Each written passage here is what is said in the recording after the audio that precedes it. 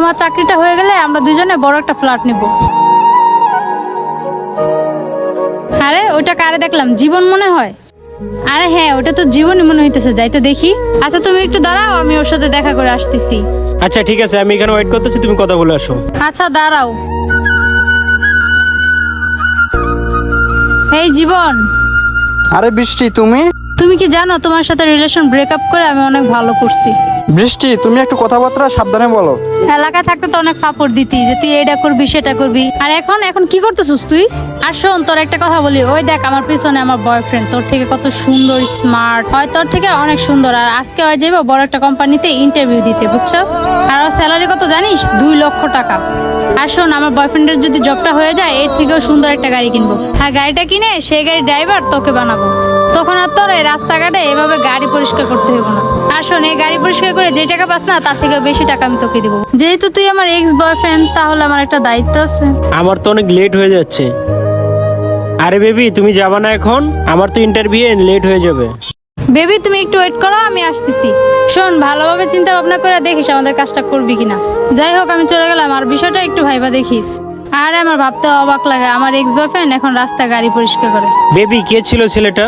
আর বললো না, আমাদের এলাকায় একটা ছেলে ছিল, ফাপড় মারতো সবসময়, এই করবে সেই করবে, আর এখন দেখো রাস্তার মধ্যে গাড়ি পরিষ্কার করতেছে। আরে এইসব ছেলেরা এরকমই বড় বড় কথা বলবে, নানান ধরনের, এটা করবো ওইটা করবে।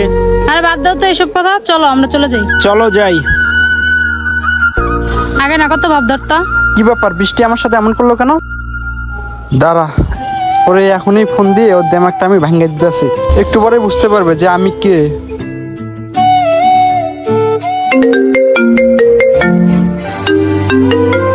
বেবি, যেখানে আমার ইন্টারভিউ দেওয়ার কথা ছিল না, সেখান থেকে আমার একটা ফোন আসছে। আচ্ছা ঠিক আছে, তাহলে ফোনটা ধরো। হ্যাঁ জি স্যার, বলেন। তোমার যে কোম্পানিতে আজকে ইন্টারভিউ দেওয়ার কথা ছিল, সেই কোম্পানির অনার বলছি আমি। হ্যাঁ স্যার, আমি চিনতে পারছি, আমাকে 5 মিনিট সময় দেন, আমি আসতেছি। তোমার ইন্টারভিউটা আজকে ক্যান্সেল করে দেওয়া হয়েছে, আর তোমার জবটা অন্য কাউকে দেওয়া হয়েছে। আর স্যার এটা কি বললো? আচ্ছা বেবি, তুমি একটু দাঁড়াও, আমি কথা বলে আসতেছি। স্যার, আমার ইন্টারভিউটা কেন ক্যান্সেল করলেন? মিস্টার সোহেল, তুমি কোনো টেনশন করো না, তোমার জন্য আর একটা জব আমার কোম্পানিতে আছে, আর তুমি চাইলে সেই চাকরিটা করতে পারো। আচ্ছা কি কাজ স্যার, একটু বলেন তো দেখি। তেমন কোনো কষ্টের কাজ না, প্রত্যেক মাসে তোমাকে 3 লাখ করে টাকা দেওয়া হবে। কি স্যার, 3 লাখ টাকা? আমার গাড়ির জন্য পার্সোনাল একজন ড্রাইভার লাগবে, তুমি যদি চাও সেই জবটা তুমি করতে পারো।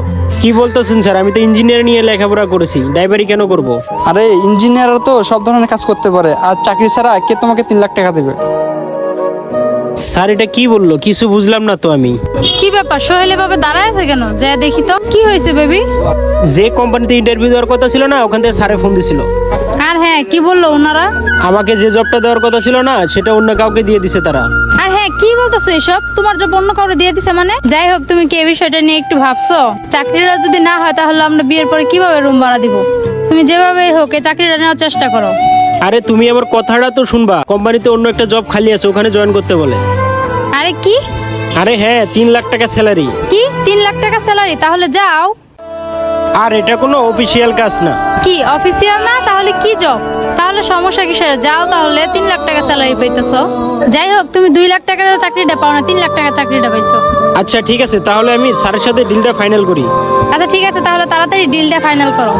দাঁড়াও বেবি, স্যারকে ফোন দেই। হ্যালো স্যার, আমার জয়েন কবে থেকে? হ্যাঁ সোহেল সাহেব, কাল থেকে তোমার জয়েন। ঠিক আছে স্যার, আমি আগামীকাল থেকে তাহলে জয়েন করতেছি। যাই হোক, কালকে ওদের অহংকারটা ভেঙে যাবে, তখন বুঝবে আমি কে। যাই হোক বেবি, তাহলে আমি আগামীকাল থেকে জয়েন করবো বসে, চলো যাই। হ্যালো স্যার, আমি আপনার বাসার সামনে দাঁড়িয়ে আছি। ঠিক আছে, তুমি ওইখানে ওয়েট করো, আমি আসতেছি। দাঁড়া, গতকালের অহংকারটা আজকে তোদের এখনই ভেঙে যাবে।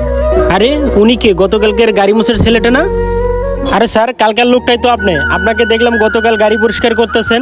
জি, ওই লোকটাই আমি। আই এম সরি স্যার, গতকাল আমার গার্লফ্রেন্ড আপনার সাথে খারাপ ব্যবহার করার জন্য। স্যার মনে কিছু করবেন না, আমি ওর তরফ থেকে আপনার কাছে ক্ষমা চাচ্ছি। এটা কোনো ব্যাপার না, আমি 10 মিনিট পর রেডি হয়ে যাচ্ছি, আর গাড়িটা আমার পার্কিংয়ে রাখানো আছে, ওইখানে গিয়ে গাড়িটা পরিষ্কার করে নিয়ে আসো। আচ্ছা ঠিক আছে স্যার। ঠিক আছে, তুমি পার্কিংয়ে গিয়ে গাড়িটা রেডি করো, আর আমি 10 মিনিটের ভিতরে রেডি হয়ে আসতেছি। দোস্ত 2 মিনিট রাখতো। আর সোহেল, তুমি এখানে কি করো? আরে হ্যাঁ, আমি এখানে, তুমি এখানে কি করো? আমার একটা ফ্রেন্ড কল দিছে, এর জন্য দেখা করতে আসছি। যাই হোক, তুমি এখানে কি করতেছো অফিসে না গিয়ে? আরে বেবি, আমি তো অফিসেই ছিলাম, একটু আগে স্যারের বাসার সামনে আসলাম। স্যার বাসায় গেছে, 10 মিনিট লাগবে স্যারের বের হতে, এই জন্য ওয়েট করতেছি। কি বলো, তোমার বসের বাসা এটা? যাই হোক, আজকে তাহলে তোমার বসের সাথে মিট করায় দাও। আজ না, আজকে স্যারের ইম্পর্টেন্ট একটা মিটিং আছে, তোমাকে অন্যদিন স্যারের সাথে মিট করায় দেবো। অন্যদিন কেন, আজকেই মিট করে দাও। কি রে তুই এখানে? বৃষ্টি, ওনার সাথে ভালো ব্যবহার করো, জানো উনি আমার কি হয়, উনি আমার অফিসের স্যার। কি উনি তোমার বস হয়? হ্যাঁ বৃষ্টি, উনি আমার বস। কি উনি তোমার কিভাবে বস হয়? ওনাকে না কালকে দেখলাম গাড়ি পরিষ্কার করতে। কেন, কেউ কি নিজের গাড়ি পরিষ্কার করতে পারে না? আর তুমি জানো কালকে কি বলছিলা, আমাকে ছেড়ে দিয়ে অনেক ভালো করছো। শোনো, যাওয়াটা তোমার জন্য ভালো ছিল না, আমার জন্য ভালো ছিল। যেদিন থেকে তুমি আমার লাইফ থেকে চলে গেছিলা, সেদিন থেকে নিজেকে পরিবর্তন করার চেষ্টা করছি। আর তুমি জানো কি বলছিলা, তোমার বয়ফ্রেন্ড 2 লাখ করে টাকা পাবে, সেটা আমার কাছে কিছুই না। আর আজকে আমি আমার ড্রাইভারকে 3 লাখ করে স্যালারি দেই। কি সোহেল, তুমি ড্রাইভারি চাকরি নিছো না? কি সোহেল সাহেব, তুমি ওনাকে বলো নাই তুমি আমার পার্সোনাল ড্রাইভার? স্যার, সত্য কথা বলতে কি, ওনাকে বলার সুযোগই হয় নাই। ইস রে, শেষমেশ আমার এক্স বয়ফ্রেন্ডের ড্রাইভারির চাকরিটা নিল। স্যার, আপনার মিটিং এ লেট হয়ে যাচ্ছে, চলেন যাই। বৃষ্টি, আমার অফিস কোনা জানো? ওই যে সামনে যে বড় বিল্ডিংটা দেখতেছো না, ওটা আমার অফিস। আচ্ছা সোহেল সাহেব, তাহলে চলো অফিসে যাই। ঠিক আছে বৃষ্টি, তাহলে তুমি বাসায় যাও, আমি স্যারকে নিয়ে অফিসে যাচ্ছি। বন্ধুরা, কেউ কখনো কারো অবস্থান না বুঝে কাউকে ছোট করে দেখবেন না। ভিডিওটি কেমন হয়েছে, ভালো লাগলে অবশ্যই লাইক কমেন্ট শেয়ার করে আমাদের সাথে থাকবেন। আমার পেজে নতুন হলে পেজটি ফলো দিয়ে রাখবেন। ধন্যবাদ সবাইকে।